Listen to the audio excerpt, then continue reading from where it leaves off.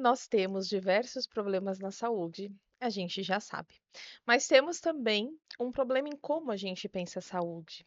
A gente não pensa de uma maneira preventiva, não pensa de uma maneira integral ainda. Então, falta, além dos problemas atuais, um planejamento para que a gente enxergue a saúde de uma maneira mais ampla e diferente. Olá, eu sou Natália Sanches, você está no podcast Entre Mães, sou mãe da Luna e educadora parental. Hoje nós vamos conversar um pouquinho sobre saúde, saúde da mulher, e para esse bate-papo maravilhoso, eu trouxe um convidado muito especial, que é o Juninho Getúlio, vereador em Mauá. Então se preparem, porque vai ter umas alfinetadas também no episódio de hoje. Juninho, obrigada por participar, por se disponibilizar, estar aqui nesse tempo, e eu quero que você se apresente, conte um pouquinho da sua história, da sua trajetória, para que as pessoas te conheçam também. Tá, obrigado, Natália. Um prazer estar aqui no podcast Entre Mães. Eu acho que o assunto mulher é muito importante, principalmente quando a gente fala da saúde. Eu acho que é um tema interessante e importante para toda a sociedade. Sou Juninho, sou vereador, estou presidente da Câmara nesse mandato. Sou um vereador de segundo mandato, vindo uma história de juventude, do movimento estudantil, de um movimento de juventude política do Partido dos Trabalhadores, a JPT. Fui o primeiro presidente do Conselho Municipal de Juventude no município de Mauá. Fui do diretório municipal, fui presidente do PT até chegar a ser vereador, reduzindo bastante, de forma bem sucinta, mas é uma história de luta, uma história que a gente tem muito orgulho de ter essa história. Que legal. Quando a gente, né, iniciou ali o nosso bate-papo pelo WhatsApp, você falou que sempre traz essas pautas da saúde, e eu falei Sim. muito pouco ainda sobre esse tema no podcast. E eu queria começar falando um pouquinho da saúde da mulher, porque a gente está falando Tá, com mães, mas já nesse contexto de pensar de uma forma mais ampla. Porque hoje a gente já tem vários estudos científicos, né, que a gestação já é um período que tem um impacto na saúde na fase adulta, né? Então, quanto mais essa mãe está estressada, quanto mais tem cortisol rolando dentro desse corpo nessa fase, mais chance esse bebê tem de ser um bebê mais sensível, né? Que vai demandar mais atenção, mais cuidado e também, né, no manejo dessa mãe no puerpério, vai influenciar na saúde como um todo na fase adulta, principalmente saúde mental e emocional, certo.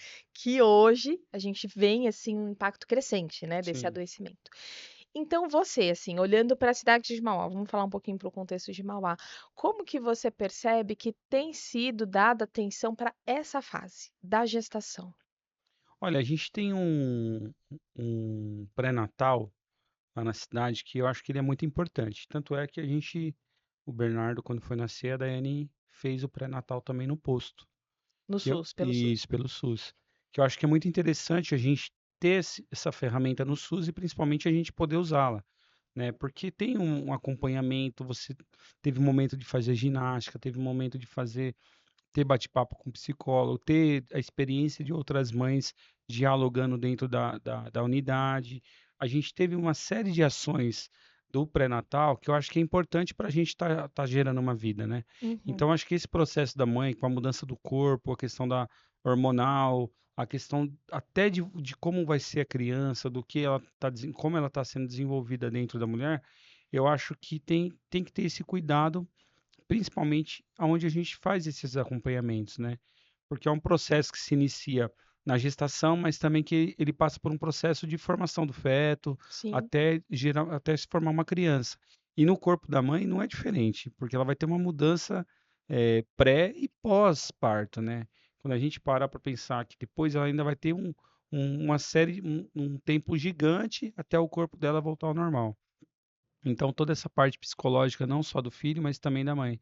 Então, eu acho que quando a gente investe na questão do pré-natal, lá em Mauá a gente tem um programa que eu sou horrível para lembrar os nomes, mas tem um programa que a mãe recebe um enxoval da criança, uma bolsa com todos, a partir do momento que ela faz o pré-natal pelo SUS. Uhum. Então, são coisas interessantes que a gente tem, você vê que tem um carinho gigante para essa mãe estar dentro do SUS.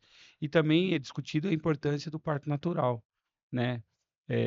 que acho que quando a gente tem essa questão do parto natural, parto humanizado, é importante para a mãe desde que ele seja um parto de fato humanizado. Então tem todo esse trabalho que eu acho importante ao longo período para a parte psicológica da mãe, do bebê e tudo mais. Uhum. Você falou, eu não utilizei, né, a rede pública quando eu estava gestando, mas você falou algo que eu achei interessante, que é dentro desse pré-natal, porque qual que é a visão que eu tenho hoje da saúde pública, Certo. tá? De quem não está Sim. utilizando. De que se tem o acompanhamento das consultas, mais os exames, né, normais de um pré-natal, mas eu não sabia que tinha, por exemplo, essa questão do acompanhamento psicológico. Você pode explicar um pouquinho melhor como que funciona isso em Então, Mauá? lá teve uma. É que eles fazem ações no meio da gestação. Na fase que a Daiane estava participando, então teve uma dessas ações. Só que assim, é uma coisa também que tem uma baixa participação de mães, que eu acho que deveria ter mais mães interessadas em Mas em participar. que horário são feitas essas ações? É o horário do trabalho, que é o horário do funcionamento do posto. Então Sim, sim, não tem sim. como também não ser. E aí, nessa ação, nesse dia, foi feito várias atividades. Uma delas foi a questão psicológica, de bater um papo, de explicar um pouquinho, explicar sobre a amamentação, explicar sobre. Porque uma das fases mais críticas psicológicas é a fase da amamentação na pegada da criança no peito, Sim. que é frustrante para a mãe, porque a criança ela quer amamentar e a criança quer mamar. E nesse período tem machuca, tem a questão da criança não conseguir o encaixe direito. Então tem tudo isso. Então lá essa questão desse bate-papo de forma geral, não é uma coisa individual, mas é uma de forma geral com a Uhum, psicóloga, falando alguns pontos, colocando algumas coisas que são importantes para a questão geracional. E também lá no caso do Vila Magine, na época, eu acho que ainda tem lá. Tinha uma enfermeira que ela era especialista nessa questão da mama, então, do mamar do bebê, né? E aí ela acabava ajudando a desenvolver essa questão. Então, assim, a parte psicológica nesse dia, ela foi uma coisa de você colocar de forma geral algumas coisas, alguns temas que são importantes para a gestação uhum. do bebê. Em grupo. Isso, Eu queria pegar dois pontos importantes aqui, né, do que você falou. Um que eu acho essa questão de grupo fundamental, sim. porque em vários episódios aqui a gente sempre comenta o quanto a vida da mãe muda depois e muitas vezes a gente não encontra apoio. A gente acha que a nossa família vai apoiar e às vezes não é esse cenário, e a gente tem dificuldade de voltar a se relacionar às vezes com aquele ciclo de amizade Uhum. antiga que, né, não estão passando pela mesma fase, enfim. Quando você me fala que tem, então, essa estrutura de grupo, também é um momento que a gente pode, entrelaçar relacionamentos novos, né, Sim, conviver com mães que estão sim. passando pelo mesmo período para a gente se fortalecer no pós. Eu acho que isso é bem interessante dessa ideia, né, de se fazer esse momento em grupos. E aí você falou da adesão, né. Hoje, eu comecei falando, né, dessa questão do quanto o estresse impacta Mas a gestação. só um Sim, detalhe, a pode falar. adesão, se eu não me engano, foi no sábado que a gente fez. Tá, Agora não foi lembrando, no foi no sábado, não foi no tá. dia de semana, não. Tá. É, sim, aí a gente entra em outras vertentes. Mas eu queria pegar o gancho da carga de trabalho, né, da mulher, Sim. porque a maioria das empresas e setores públicos também não flexibiliza muito essa Uhum. carga, né? Então, vem muito com o discurso de que gravidez não é doença, mas a gente sabe que o estresse influencia sim nessa gestação e que cada gestação é única, tem mulheres que têm mais desafios do que outras. Sim. Então, hoje, assim, pensando numa política pública, você acha que esse cargo de vereador poderia, de repente, auxiliar nesse processo de pensar numa maneira um pouquinho mais ampla nessa flexibilização de carga horária ou não compete ao vereador? Não, eu acho que a gente já vem discutindo a questão da redução da jornada de trabalho. Eu acho que hoje a gente está na questão da discutindo de 6 por 1, né? É, 6 por Uhum, 1. Então a gente precisa, a carga de trabalho, eu acho que a gente tem que começar a pensar de forma geral. Quando a uhum, gente fala da gestante, a gente já viu num período até que a gente teve perda de direitos, inclusive com ataques à mulher gestante. Então a gente precisa ter um certo olhar diferente para a questão de quando a mulher está nesse período de gestação. Porque quando a gente fala das mudanças, são várias mudanças sim. no corpo da mulher. Você imagina, como que você fala assim, não é doença, mas ela está gerando uma vida dentro dela. Então, assim, a questão de não ser uma doença, mas ela está totalmente sensível por alguma queda, algum problema no serviço, um estresse, ela pode perder uma vida. E não é por conta de doença, é por conta de relacionamento mesmo ali do dia a dia. Sim, Então, a gente enxergar isso, que tem que ter alguns momentos, ter o entendimento, eu acho que não é nenhuma questão de trabalho ou de direito, é uma questão humana. A gente olhar para a sim, pessoa e falar, olha, ela precisa ter uma certa flexibilizada até por conta da condição que ela está hoje, que não é uma condição permanente, mas é uma condição temporária. E a gente tem que saber lidar com essa situação. Eu acho que quando a gente, até o período da pós, da né, licença a licença maternidade. maternidade, eu acho que às vezes precisava ser ampliada. Até porque Sim, hoje eu vejo, tenho isso em casa e vejo. Como a Daiane, ela fica muito atrelada ao Bernardo, então assim, tem hora que você fala, você precisa voltar a trabalhar, né? Daí ela falou assim, não, mas eu queria ficar mais com ele. Então, tem essa discussão entre o casal ainda, porque é sim, necessário dos dois, você precisa de ter ajuda, porém para ela faz bem também, o trabalho faz bem para todo mundo, na verdade. E aí tem a questão de você estar muito próximo do bebê. Então, quando a gente fala dessa questão do trabalho, aí ela falou, não, mas eu vou ficar longe dele e tal. Então tem toda essa questão da sim, mãe, além da carga de trabalho, ainda tem a questão de dentro de casa, que é quando tem um sim. retorno, né?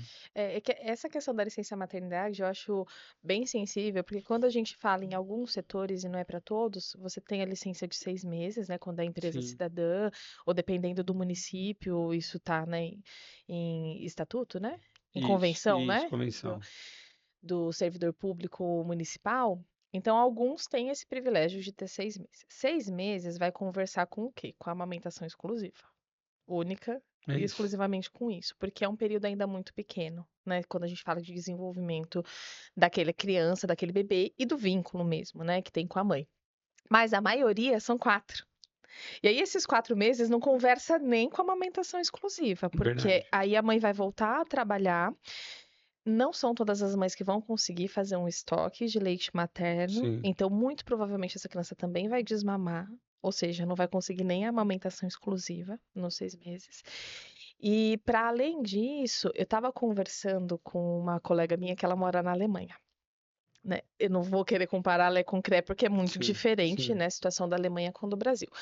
Mas lá eles olham para esse período de uma maneira eu achei muito interessante, que é assim, tem a licença maternidade estendida, então é 1 ano lá, e depois tem a possibilidade dessa mãe, ela tem um emprego garantido por 3. Então, ali está garantido. Ela tem a possibilidade de ficar mais um período, só que com redução do salário, ou se ela quiser voltar, de ter uma carga mais flexível, não precisar trabalhar, Uhum. né, às 8 horas. Então, hoje, assim, é importante o trabalho? É, mas de repente poderia se olhar dessa maneira mais flexível de reduzir a jornada de trabalho dessa mãe que Sim. está num período mais crítico, né? Depois ali dos 6 meses, 7 meses. O ideal seria que fosse mais tempo, mas daria para se pensar dessa maneira, de Não, repente. eu também acho. Eu acho que assim, a questão da gente pensar na carga de horário da mãe, acho que você consegue ajustar. Até porque o mercado de trabalho hoje vai começar a pedir também uma redução de carga.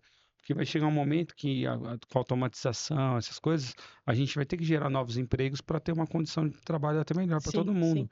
E acho que a questão da mãe não é diferente. Então, Uhum. assim, tem os países que a gente compara, o Brasil ainda é um país muito novo em comparação aos, Sim, aos milenares, né? sim. Que o pessoal já tem uma visão diferente de como conduzir e tal. Então a gente está engatinhando ainda para aprender algumas coisas, mas eu acredito que essa questão da redução da carga horária, principalmente no período materno, quando você fala da ligação da mãe ainda com a questão dos 6 meses, né, que é o tempo mínimo de aleitamento, é necessário que você tenha um entendimento que isso é importante. Não só para a Sim, criança, não só para a mãe, de forma geral. sim. Porque assim, a criança e a mãe vai criar o laço. E a sociedade vai ter um benefício que é a criança não ficar doente. Uhum. Então, tudo que você faz, se você fizer de forma organizada, vai fazer bem para a criança, vai fazer bem para a mãe, e a questão ainda, você ainda gera uma economia para o município, de fato. Entendeu? Uhum. Porque a criança vai usar menos o aparelho de saúde. Então, tudo isso você tem que colocar na ponta do lápis para Sim, você entender. Então, para mim, eu acho que a gente tem que começar a discutir essas novas cargas e principalmente começar a discutir novos postos de trabalho, nova forma de fazer. porque a gente está num novo período, né? Hoje, a questão do home office pós-pandemia aumentou de forma considerável, né? Hoje, a quantidade de pessoas que trabalham home office, que era uma coisa que não era feita, e hoje tem bastante. Então, o mercado de trabalho em si, de forma geral, ele está modificando muito, né? Sim, e essa questão do trabalho, ela impacta também diretamente na saúde, Sim, né? Porque hoje a gente tem um estado bem alarmante de ansiedade, depressão, burnout, que tem esse impacto, né, produtivo. Eu estava lendo até recentemente uma pesquisa que diz que o brasileiro, ele trabalha mais horas do que os demais países, porém, em produtividade, ele é menos efetivo. Né? E aí entra nessa questão assim, será que essa carga horária é efetiva para produtividade? Porque aí eu tô cansado e tenho transporte para chegar, que às vezes gasta 2, 3 horas do dia só para se sim. locomover até o trabalho, e aí você não tem uma qualidade de vida, e isso impacta também na sua produtividade, Com né? certeza. Se você vê que tem algumas empresas que elas mudaram alguma sistemática dentro da empresa de acolher o funcionário de forma diferente, e esse Uhum, funcionário começou a render mais, uhum, mais produtivamente do que a carga horária que ele tinha antes. Então, acho que você também fazer com que o funcionário se sinta bem dentro da empresa pode ser uma forma dele gerar, de gerar um resultado muito melhor na questão do trabalho. Isso daí eu falo em todos os sentidos, né? uhum. Na questão da mulher. Hoje, se você pegar o crescimento nos locais de trabalho com a mulher, já mostra que a capacidade da mulher é muito menor. Ainda assim, que é mal remunerada, porque não é remunerada que nem um homem, que é uma outra luta que a gente tem que brigar o mesmo Sim, cargo, o mesmo salário. Mas você já percebe que há uma tendência. Hoje você tem muitas metalúrgicas que chamam a atenção, que antigamente era muito homem, tinha muito homem, hoje tem muita mulher. Trabalhei na GM um tempo, numa terceirizada da GM, e você via entrando muitas mulheres para a linha de produção. Só que você percebe também que a redução salarial também aconteceu, por isso sim. que você começa a mesclar. Mas é uma condição hoje que a gente tem que lutar para melhorar, mas acho que o campo de trabalho hoje vai começar a caminhar para esse mundo aí novo. É, esperamos, né? E até assim, essa questão da quantidade, a gente está falando de salário, mas a gente também discute a questão das posições também. As mulheres Sim, têm menos oportunidades em posições mais sem dúvida. altas. É, se a gente for olhar dentro da política, né? É Eu bem que você muito, trabalha, muito. é discrepante. Na O Câmara nós não temos nenhuma. vereadora? Não tem nenhuma vereadora. Na passada, no final do mandato, nós tivemos a Cida Maia, que é uma grande amiga nossa, e tinha o Márcio Araújo, que, que é um gay, né? Eu acho que é gay. Me corrige, Joe, se eu estiver errado. Eu acho que o Márcio é gay, mas ele tem peruca, tudo, ele não é uma trans. Então, para nós era uma cadeira importante da Câmara, que ele não disputou a eleição porque ele está representando uma Sim, parte da sim, sociedade importante que muitas vezes não tem voz. Da sim, mesma forma que a gente enxerga que tem que ter uma cadeira de mulher para ela ter voz na Câmara. Porque eu, mesmo sendo um homem, posso defender boa parte das pautas da mulher, mas eu não falo, eu não sou uma pessoa que estou falando no lugar dela. Então, acho que tem sim. que ter a pessoa que fala no seu lugar de direito. Sim, com certeza, né? E assim, não só um, mas deveria se repensar de garantir mesmo que tenha, né, os Sim. assentos proporcionais dentro da política para que sejam ocupados por todas, né? Porque a democracia é isso, é a voz de todos, né? Exato. Então, para ter a voz de todos, precisa se garantir também que tenham cadeiras para todos. Ó, tem uma questão interessante. Teve uma vez que a gente estava discutindo internamente dentro do PT, discutir a paridade. Eu falei, olha, paridade em chapa, paridade na direção. Aí eu falava assim, eu sou contra discutir isso agora. Ah, por quê? Porque assim, eu falei assim, não é porque eu sou contra ter a paridade entre homens e mulheres. É porque hoje a lei é diferente do que a gente vai colocar. Então a gente tem que cobrar que na lei aconteça a paridade, para depois a Sim, gente seguir a lei. Porque eu acho que a questão da formação nossa, de forma geral, a gente aprende muita coisa que vai discutindo, os regimentos internos das câmaras, assembleias, porque você passa por muito isso.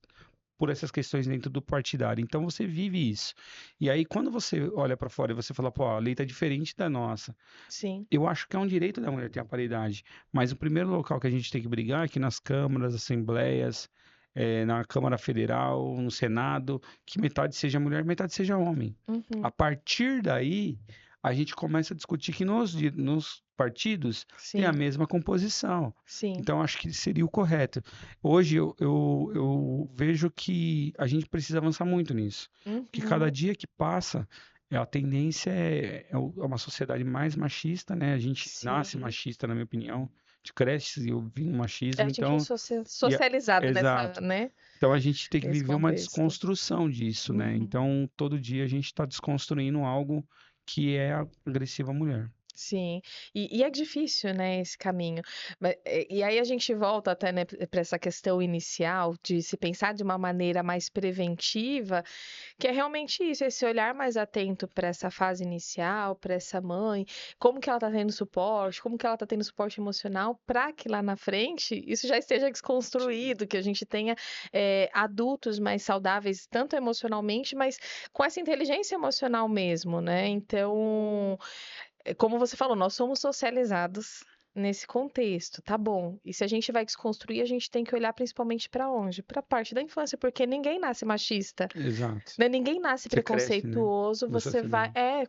conforme você vai se relacionando, você vai entendendo que essa é a dinâmica de onde você vive, mas você não nasce desse jeito. Sim. E aí, falando, né, dessa forma, voltando para a saúde, agora para a fase, né, mais inicial, como que você enxerga essa atenção? Porque aí a gente falou de pré-natal, mas como que é essa atenção para essa mãe e para essa família que está se construindo ali depois que a criança nasceu?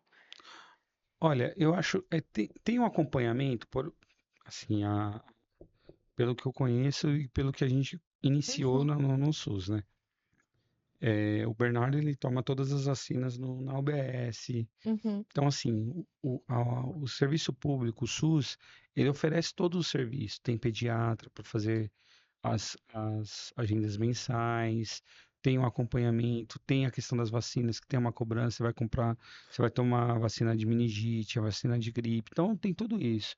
Eu acho que há um acompanhamento que é interessante para a gente estar fazendo pelo SUS. O SUS, ele atende essa questão, tem esse acompanhamento da mãe, da família ali, de forma geral. uhum, É, que eu acho que poderia ser ampliado. Como tem a dinâmica de direções de UBS que são diferentes uma da outra, tem UBS que faz muita ação. Então você começa a ter uma participação muito grande dos filhos, dos pais, dentro da UBS, começa a ter uma vida maior.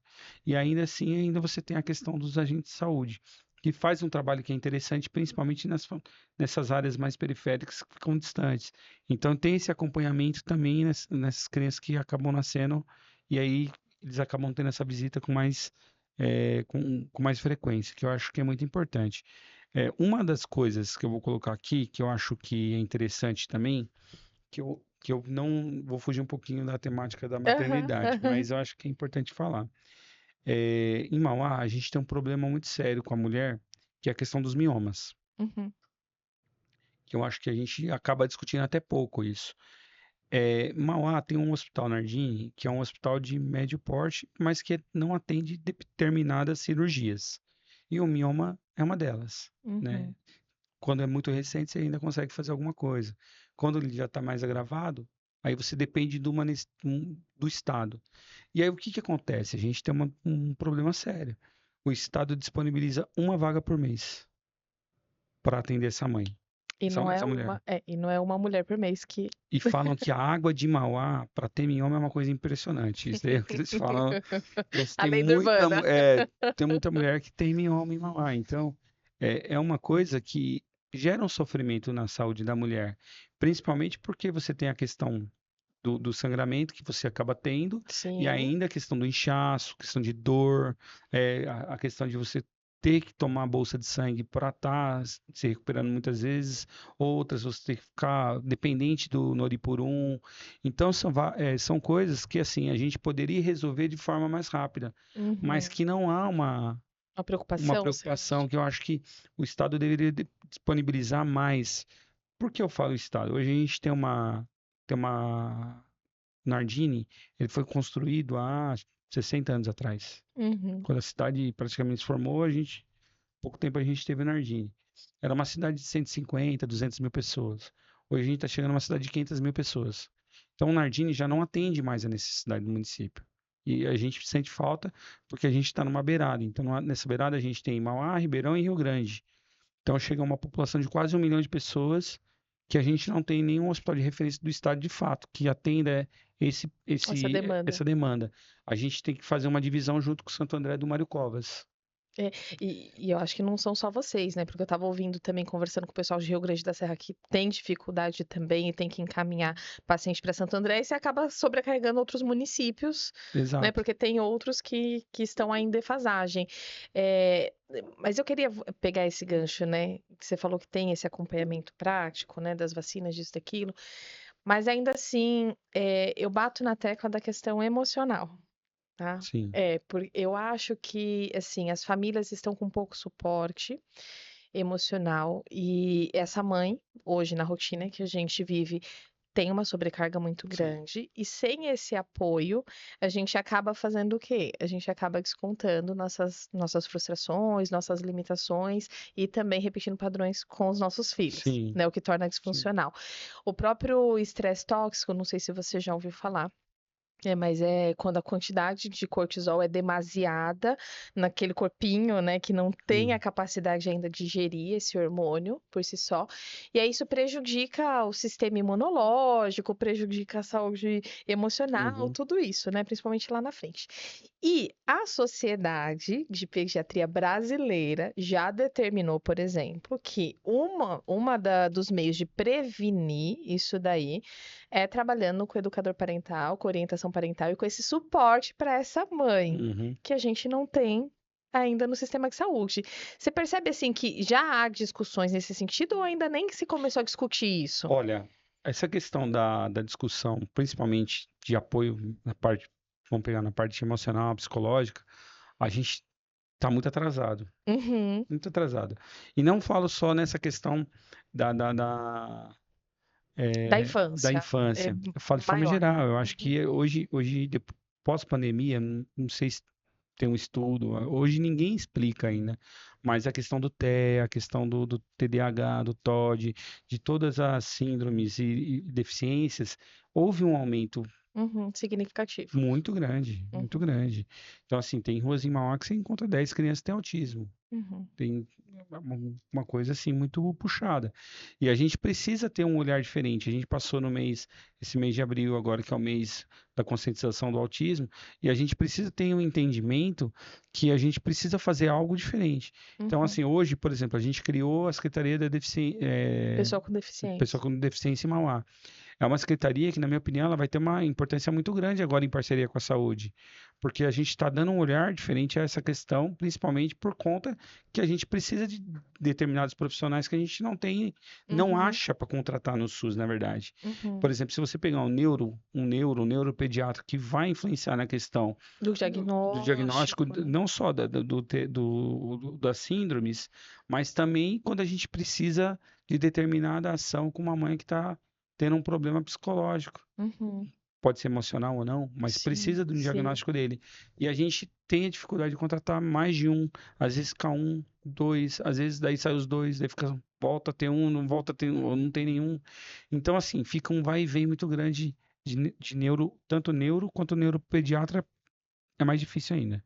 Então a gente tem essa dificuldade gigante. Eu acho que com essa secretaria a gente começa a dar um andamento diferente que eu acho que eu acredito que possa dar um resultado melhor lá na frente, né?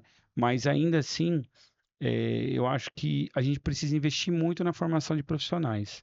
Que Uhum. hoje a questão dos médicos, quando a gente fala de especialidades, eu acho que aí é onde a gente tem um nó para a gente tentar resolver, que é a questão da gente ampliar a condição da gente formar mais pessoas. Porque não tem como a gente ter diagnóstico e não ter pessoas formadas. E hoje, no mercado, que eu enxergo isso, a gente não, pode tentar montar algo, mas você tem a dificuldade de achar profissionais.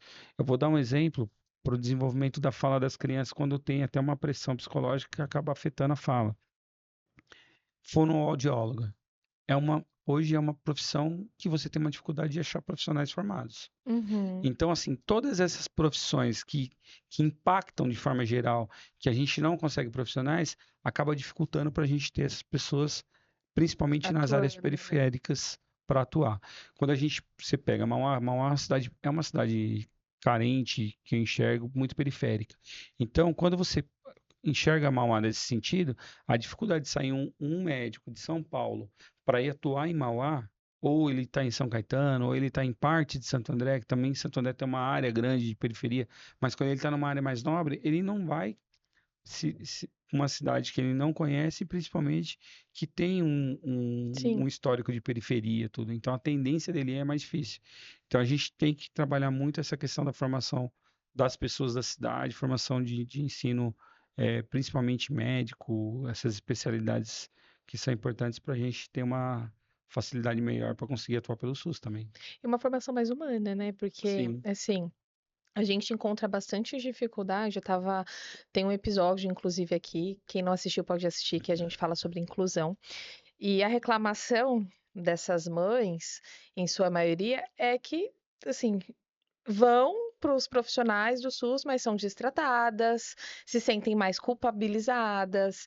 Então, além de não encontrar o profissional, quando encontra, são profissionais violentos, né? Então, a gente tem dois problemas aí, de formação e de uma formação qualificada mesmo, né? Principalmente nesse lado mais humano, eu vejo que é um problema social, né, no geral. sim, E aí eu já vi diversos profissionais da infância, e aí eu falo tanto da medicina quanto da educação, ainda com essa conduta de falar que, olha, tem que deixar a criança chorando, tem que castigar, tem que punir, tem que isso, tem que aquilo, e a gente só está afetando mais a saúde dessa sim. criança, né? Que a neurociência já vem comprovando que esse caminho não é o mais adequado para o desenvolvimento e para a formação da criança. Mas saindo um pouquinho desse tema que a gente estava falando, é relacionado também com a saúde, recentemente, o ano passado, né? O Lula sancionou a lei da parentalidade positiva, então do incentivo que as famílias criem as suas crianças de maneira respeitosa. Eu acho que até assim é uma redundância, porque já está garantido como direito na Constituição, já tem o Estatuto da Criança e do Sim. Adolescente que garante diversos direitos, mas ainda assim precisou de uma lei para incentivar essa parentalidade positiva. Por que que eu estou falando isso? Porque a gente tem já pesquisas e cenários de que pais que são mais rígidos, mais violentos, mais autoritários, essas crianças têm um impacto na saúde lá na frente, principalmente saúde mental e emocional. Hoje, apesar de já fazer mais de um ano dessa lei, eu não vejo Mudança. discussão. Eu não vejo discussão, tem um gap, existe lá a lei.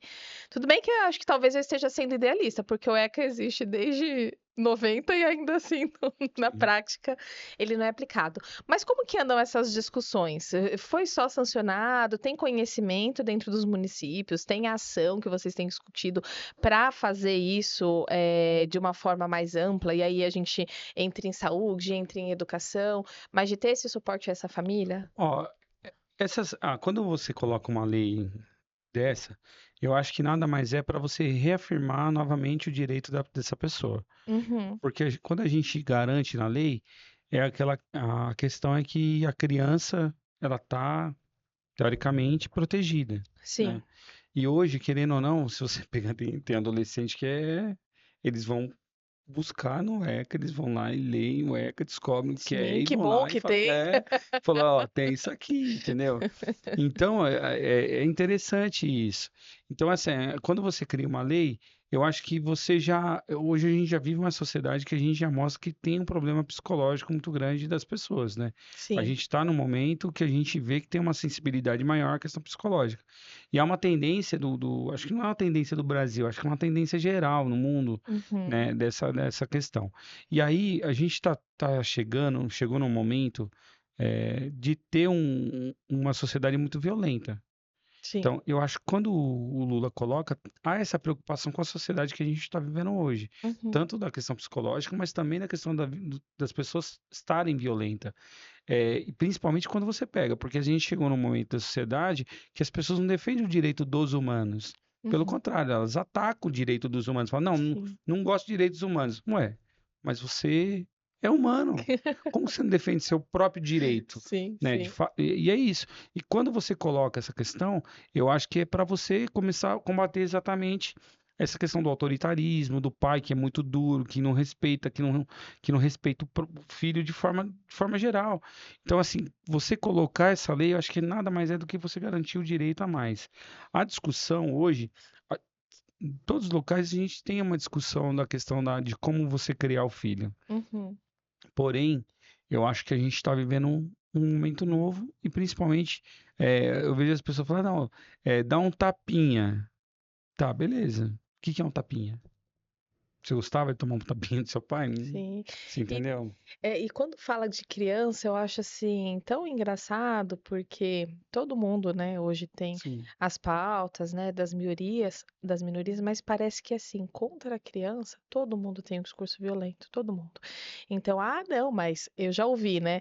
Ah, é lei que não pode castigar, não pode bater. Ah, mas sim, na minha casa e a lei sou eu e não sei o quê, e eu tenho que fazer. E as pessoas continuam corroborando com esse discurso e violentando. Então, assim, tá bom, existe a lei, não existe na prática e não existe nem quem fiscalize, quem sim, denuncie tudo isso. Eu sei que, né, é uma demanda alta para o Conselho Tutelar, mas é um problema social muito grande, né, para a gente desconstruir, que eu acho que poderia começar, né, com as discussões de realmente assim, vamos fazer então política pública para trazer profissionais que consigam dar suporte para as famílias em todos esses níveis para que a gente consiga mudar e perceber, né? O educador parental é um deles, né? Poderia existir mais, mas assim, não tem, apesar de ter essa lei, não tem, por exemplo, essa discussão. Então tá bom, então vamos trazer aqui nas escolas um educador parental, vamos colocar nos equipamentos de saúde, um educador parental, para que consiga dialogar com essas famílias, fazer esse atendimento, sim, né? Dentro das escolas, às vezes o professor não dá conta também de receber esses pais, porque os pais chegam, né, com as questões. Então, de ter esse profissional que, ó, tá ali, eu tô aqui disponível, vamos ouvir, vou te ajudar, vou trazer as coisas. Eu acho que tá faltando um pouco dessa conversa. Você vê que tem ou nem tem? Ó, eu acho que falta um investimento, por exemplo, a gente já tem algumas discussões na questão da educação. A Sim. educação de você ter a questão psicológica ligada às Uhum. escolas. É que quando você leva para o município, se torna uma demanda muito grande para você Sim, sim, arcar financeiramente. Então tem que ter um investimento também do Estado e do governo sim. federal.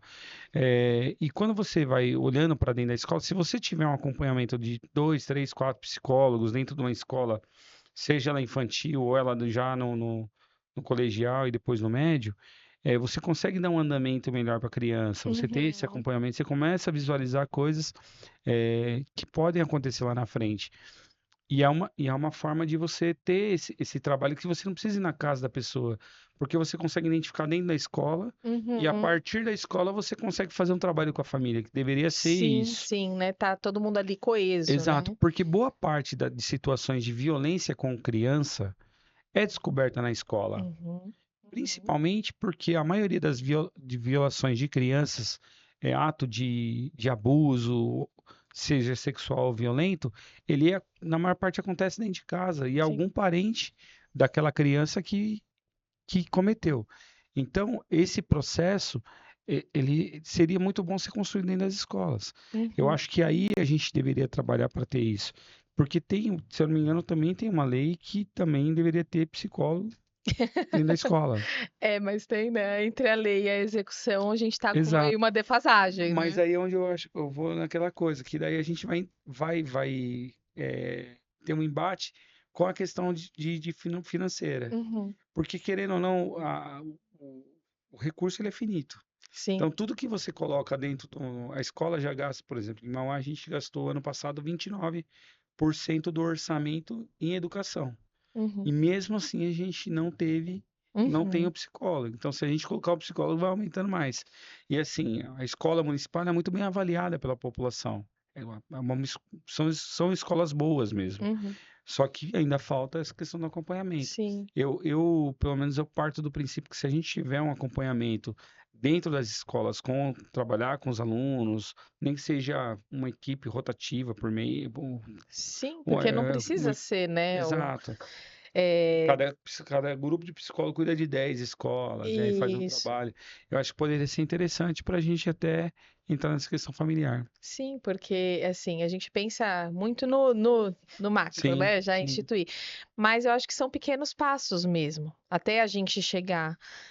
numa percepção. Até porque, né, foi o Bessel.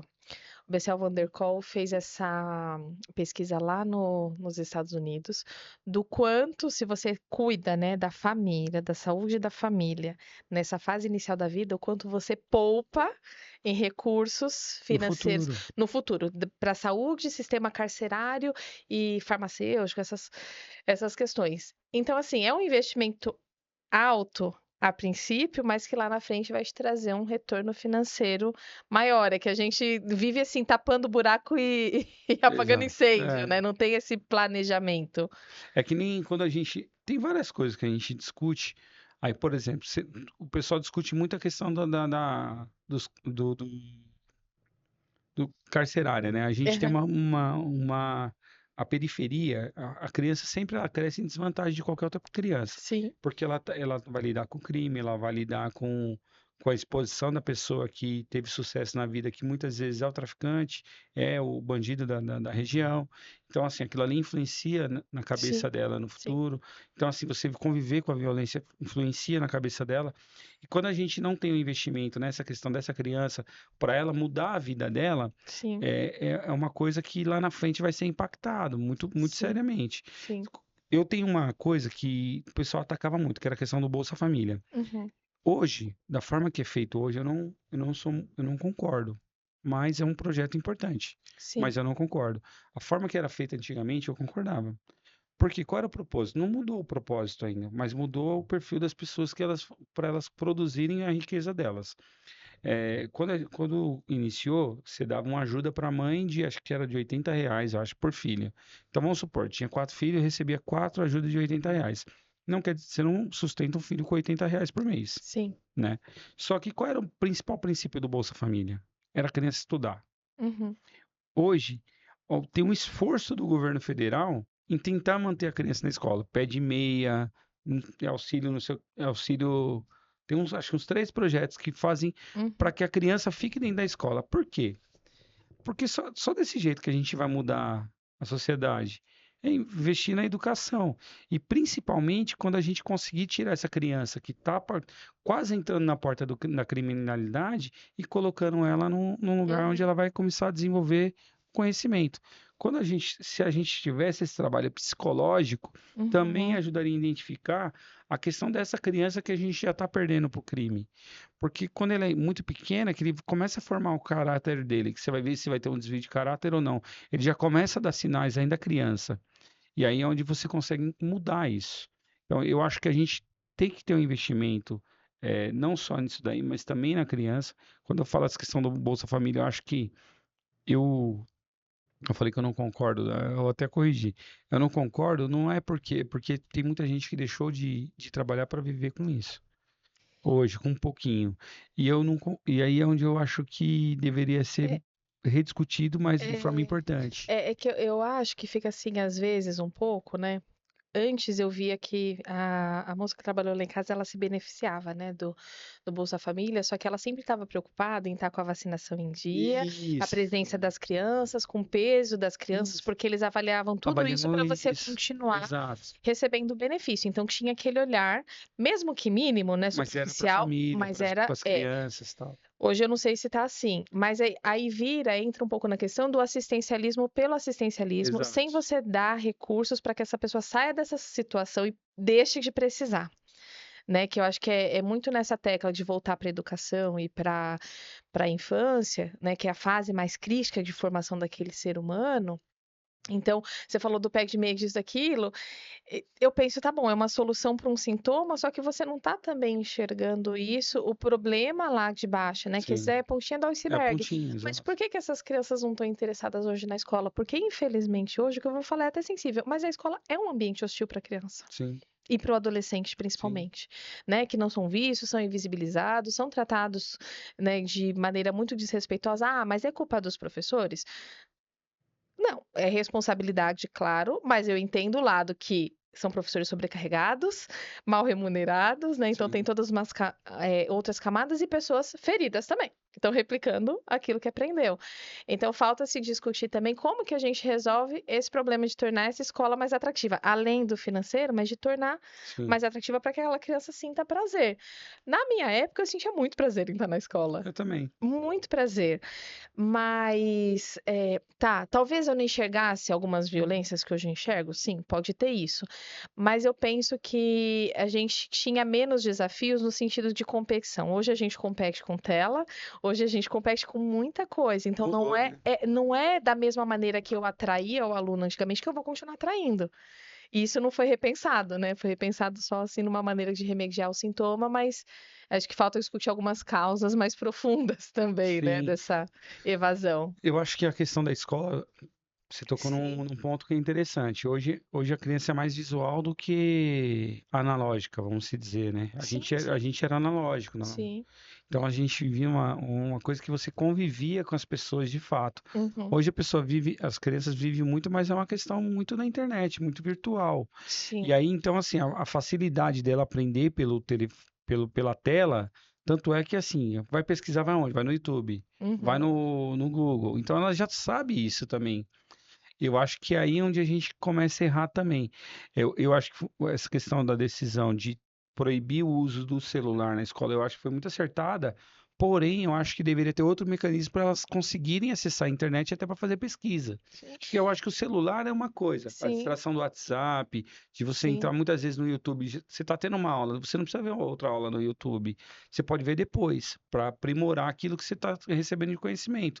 Mas a pesquisa em si, ela é interessante de Sim. você fazer. E da própria cidadania digital, Exato. né, Juninho? Porque assim, hoje virou um pouco terra de ninguém as redes sociais, falta Sim, regulamentação, então é muito perigoso esse sim. ambiente para criança. Eu não vou discutir porque, na minha opinião, criança não tinha nem que ter acesso, Exato, exato. mas, né, para os adolescentes é muito perigoso. Então, assim, tudo bem, eu excluí o uso de celular, mas eu não vou dar uma educação digital para essa criança também, de trazer, Exato. mostrar, olha, acontece isso, é assim, a gente se previne assim, precisa ter esse contexto, E né? ensinar a buscar a verdade. A internet está aí Sim, para isso. sim, Você pode pesquisar lá.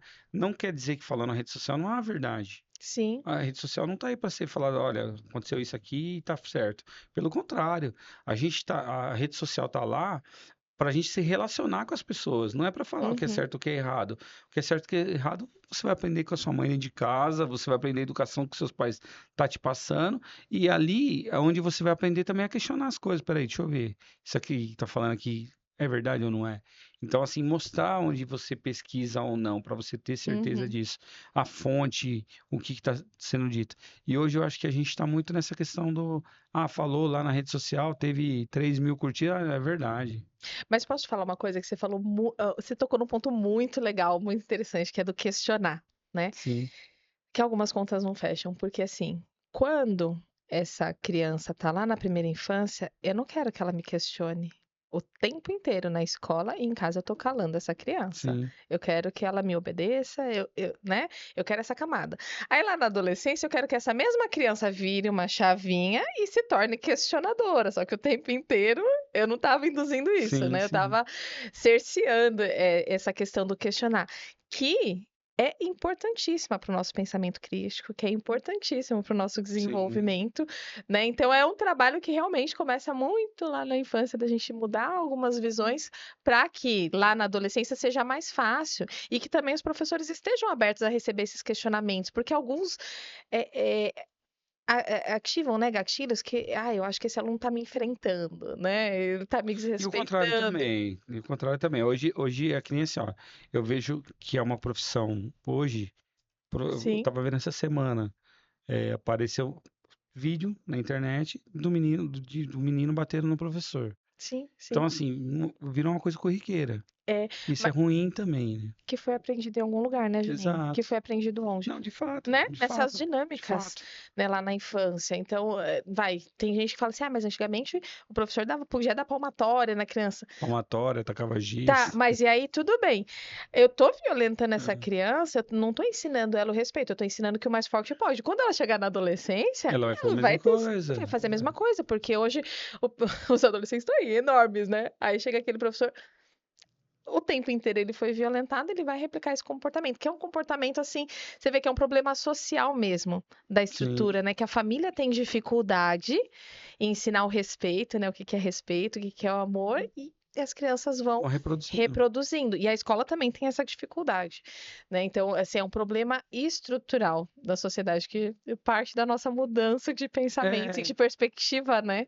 é que nem, ó, a gente discutia muito quando a gente falava de educação, né? Educação tem duas formas de educar, né?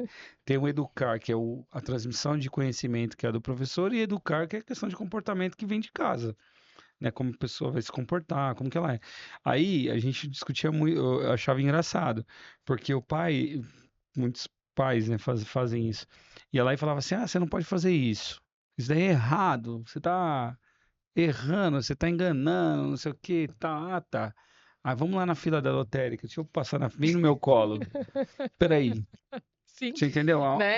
Há um conflito de. Faz o que eu falo, mas não faço o que eu faço. Exato, entendeu? Então, assim, vamos ali, vamos comprar a Sim, carta, eu vou te dar a carta, eu vou comprar a baliza para você. sim, Então, sim. assim, Sim, são você fala coisas. uma coisa e faz outra, e a Exato. criança está espelhando o seu Que você está ensinando comportamento. para ela? Você pode fazer É, coisa errada. sim, Você só precisa sim. crescer. Depois que você crescer, você pode É, enganar, você pode roubar. E não... desrespeitar regras e tá Exato. tudo Tá bem. errado, entendeu? É, Então, acho que a questão de educação, ela dentro de casa, ela tem uma importância muito grande. De você respeitar o sim. espaço do outro, respeitar a privacidade e tudo, ela é importante para a condução da criança também saber o que é. Eu falo muito para a Daiane, falar, olha, eu espero poder dar tudo que o Bernardo quer, mediante ao que ele merecer. Então, assim, a ideia é que ele saiba que ele tem que fazer, arrumar o quarto dele, que ele tem que fazer a lição dele, que ele tem que ir bem na lição dele. Pra ele ter, olha, eu quero um videogame. Tá bom, você vai ter um videogame, mas você vai ter que fazer sua parte também. Mas posso te falar uma coisa do É. perigo? Olha eu Não, alfinetando, pode de um perigo alfinetar. disso. Que eu também estou ensinando para a criança a fazer as coisas só numa contrapartida. Então é um pouco Eu assim, acho que tem que ter os é uma dois. faca de dois legumes, né? Eu acho que a educação ela é muito complexa, né? E a gente vem Sim. de uns vícios, mas essa questão assim do merecimento, ela entra em outras camadas um pouquinho complicadas também. Agora, o que você estava falando, que eu queria pegar um gancho, você pode voltar nisso que você está Tá. falando também, mas é da questão assim, a escola transmite conhecimento e a família a questão do comportamento. Hoje eu acho que já não dá para discutir só isso, porque as crianças passam mais tempo na escola do que com a família. Então a escola também, eu acho que ela é responsável por essa formação do caráter, né, mediante ao exemplo dos profissionais todos que estão lá, né, dessa relação. Então, não dá hoje para a gente discutir a escola só como uma transmissão de conhecimento, porque, infelizmente, a realidade hoje é que a maior parte das crianças passa um período integral, Ah, não, mas é né? assim, ó, Natália, eu acho que assim, a questão é importante a gente pensar isso. A questão da transmissão da educação, principalmente do comportamento, é uma Uhum. cobrança do pai e da mãe. Não tem. Eles precisam ser atuantes. E hoje, muitas vezes, Sim, não é eles, no ter, sentido de é, terceirizar, eles né? Que é terceirizam, isso. eles passam totalmente para o Sim, professor. E o professor não está ali para isso. Ele está ali para você aprimorar a questão do questionamento, dele estar aberto, dele fazer um debate, uma discussão, ele mostrar que tem vários caminhos, quais são os caminhos que tem, o que, que são as coisas. Você trabalhar para abrir a cabeça da criança, eu acho que é a principal tarefa de um professor. Para ele ter uma visão de sociedade, de mundo, de como aconteceu lá atrás, como é hoje, como que faz as coisas. Eu acho que é interessante isso. E é muita coisa para um professor sim. fazer. Mas eu acho que tá ali também, assim, hoje, né? Não é só isso, mas tá ali também. É que não é a família terceirizar, que hoje acontece esse Acon- jogo de empurra. Boa parte é isso. Eu acho que Acontece, né? 80% é É, terceirização. eu jogo. Não é nesse sentido, mas é no sentido de trabalhar todo mundo coeso, né? Que seria o Sim, melhor dos exato, mundos, né? exato. Todo mundo se responsabilizando por essa criança que Que a ele, gente vai devolver para a sociedade. que ele não deixa de ser o responsável, porque você imagina, ele é o responsável da sala. Ele saber lidar e a pessoa saber que ele é uma autoridade também na sala, Uhum, é interessante para a criança saber que ela tem que entrar lá, que ela vai ter que respeitar, ele vai ter que respeitar ela, ele vai ter sim. que mostrar um caminho para ela e ela vai ter que achar um caminho, Uhum, qual o melhor caminho para ela aprender. Então, é interessante essa troca do professor, que não deixa também de ser educativa, da sim, forma de comportamento. sim, Até para você passar o comportamento, sim. você vai ter que trabalhar Uhum, isso. Agora, hoje. há uma terceirização não só para o professor, não só para a educação, há uma terceirização para a tela do Sim, celular. sim, A mãe vai lá, a mãe e o pai vai lá, dá o celular para a criança para ela parar de chorar, dá para ela porque ela tem que ficar quieta. sim, Então, sim, assim, essa terceirização lá na frente vai acabar cobrando bastante sim, dessa família e dessa mãe e dessa criança. sim. E a gente estourou o tempo. A gente Só um falando pouquinho. aqui. Gente, é muita coisa, muito assunto, né, Juninho? Eu queria te agradecer muito por participar. Nossa, eu acho que foi uma discussão muito rica, de Tá, verdade. A gente começou falando da saúde, mas a gente foi para outros tá âmbitos, bom. né? E é muito legal falar sobre isso. Acho que quanto mais a gente fala, mais soluções a gente encontra Sim, sim. nas interações com os outros, né? Então, eu quero que você fale onde as pessoas podem te encontrar, tá bom? E depois eu vou pro encerramento. Olha, eu falo que eu fui eleito vereador, aí eu tinha que criar uma rotina, né? Para não ser igual a ninguém, né? E aí, então eu comecei a criar essa rotina. Então, normalmente eu vou no gabinete todos os dias, Uhum, das 8 horas eu tô 8 e pouco. Um dia atrás, agora eu atraso um pouco mais por causa do Bernardo, né? Que acaba mexendo um pouquinho na minha agenda. Mas eu normalmente cedo eu já tô pela Câmara, então e atendo porta aberta, mas a gente tá vendo um dia, né, Joe, para ter um dia específico de atendimento, eu chegar cedo e sair de lá até a hora que eu atender todo mundo, que provavelmente será numa quinta, né? A gente não definiu ainda por conta do nome. uhum. Então, assim que a gente tiver o nome, a gente vai colocar, mas na Câmara, praticamente eu tô lá todos os dias, mas especialmente quinta-feira a gente vai estar atendendo o pessoal lá com a maior boa vontade possível e se puder estar ajudando, vamos estar ajudando todo mundo. Tá, e sua rede social? Para achar lá, tá vereador Juninho Getúlio, tanto no Instagram quanto no Facebook. Então, quem quiser seguir lá, clica lá, vai seguir. Quem quiser dar ideias, que é importante também para a gente estar apresentando as proposituras lá na sessão. Show de bola. Para você que ficou até aqui, muito obrigada por nos ouvir. Se você achou esse tema importante e interessante, compartilha com os amigos, com os familiares, para que mais pessoas estejam abertas a essa discussão, tá bom? Comente aqui quais as ideias de vocês para melhorar de repente a saúde, a educação. Acho que todo mundo pode contribuir. E se inscreva no canal para você ficar por dentro de todos os vídeos. Eu espero vocês na próxima semana. Até lá!